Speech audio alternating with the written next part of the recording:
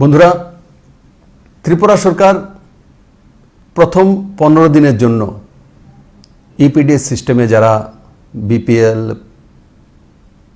অন্তত পরিবার, priority household তাদের 15 দিনের জন্য রেশনিং সিস্টেম ফ্রি করে দিয়েছিল 15 ডেজ। কিন্তু তার মধ্যে দেখা গেছে যে সরকার বিভিন্ন ইপিডিএস সিস্টেম রেশন শপে মজুদ ঠিকভাবে করে নিয়েছে।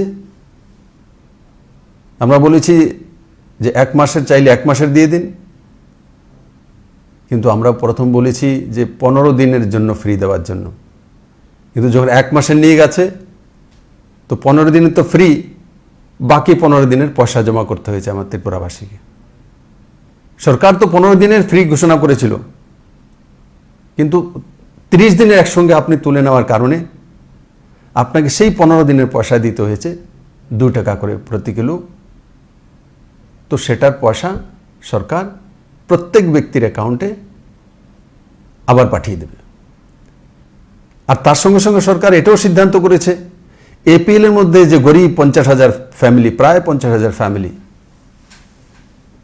তাদের জন্য ঠিক এইভাবেই 1 মাসের ফ্রি যে রেশনিং সিস্টেমটা রাজ্য সরকার দিয়ে দিচ্ছে।